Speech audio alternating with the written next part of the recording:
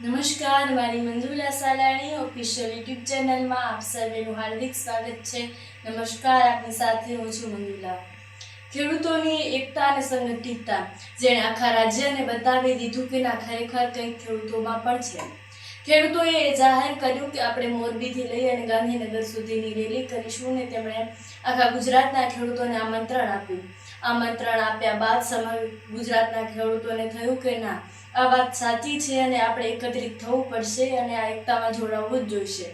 ઘણા બધા ખેડૂતો તેમાં જોડાયા બાદ ખેડૂતોએ ખૂબ સારી રીતે આંદોલન કર્યું. સાથે જ તેમણે સારી રીતે પોતાની જેવી રીતે પોતાનું મંતવ્ય હતું તે પણ જણાવ્યું. સાથે જ જે ખેડૂતો હતા તેમણે આખા ગુજરાતને બતાવી દીધું અને આખા ગુજરાતની આંખો ખોલી દીધી કે ના, ખેડૂતોમાં પણ એકતા છે.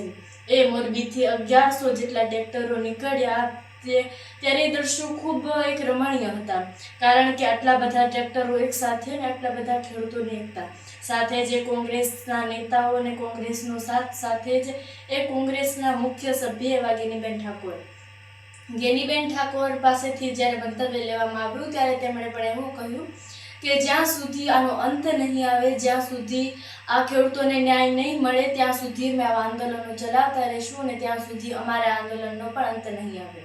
સાથે જ ખેડૂતોએ પણ પોતાની જવાબદારી સારી રીતે નિભાવી અને તેઓએ પણ એ કાયદા અને વ્યવસ્થાનું ભાન જળવાય, કાયદા વ્યવસ્થા જળવાય તેવી રીતે એ પોતે પણ સારી રીતે ગયા. કેટલાક મુખ્ય ખેડૂતો હતા તેઓ એવું જણાવી રહ્યા હતા કે આપણે કાયદાનું પાલન કરીએ અને આપણે એવી રીતે રેલી કાઢીએ કે જેમાં કાયદાનું નુકસાન ન થાય. એવી રીતે ખેડૂતોએ કાયદાનું પાલન કરતાં તેઓ એ રેલી કાઢીને જતા હતા. આ રેલી હતી તેમાં જ્યારે ગાંધીનગરના સચિવાલયને આની ખબર પડી ત્યારે તેમણે પણ હાઈ સિક્યુરિટી રાખી દીધી. તેમણે રસ્તાઓ પર ખૂબ સિક્યુરિટી રાખી દીધી. અને હા, એક વાત એ પણ છે કે જે આ કોંગ્રેસના સભ્યો છે સાથે જ ખેડૂતો છે તેઓ સચિવાલય જાય તેમાં તેમને જરા પણ પરવાનગી નથી. તેઓ પરવાનગી વિના પણ ત્યાં જઈ રહ્યા છે અને આંદોલન કરી રહ્યા છે.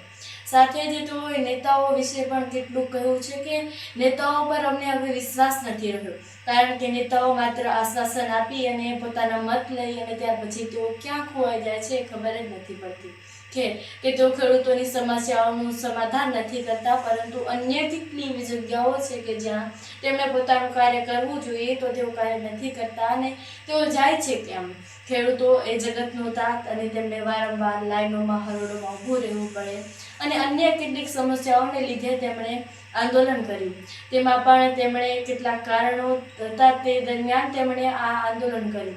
તેમણે વ્યાજબી ભાવમાં બિયારણ સાથે જ એ ખાતર અને જે બધું મળી રહે એ દવાઓ એ તેમને મળી રહે તેમના માટે વ્યાજબી ભાવ માટેનું આંદોલન અને મુખ્ય આંદોલન કે સુરેન્દ્રનગર હોય, કચ્છ હોય કે મોરબી હોય, આ બધે જે વીજ કંપની એ તેમની ખેતીલાયક જમીન છે, તેમની જ્યાં વાવવા લાયક જમીન છે ત્યાં પણ તેમનામાં એવી જમીનોમાં એ ખેડૂતોનું નુકસાન થઈ રહ્યું છે કે ત્યાં પણ એ કંપનીઓ છે તે વીજના થાંભલા નાખી રહી છે.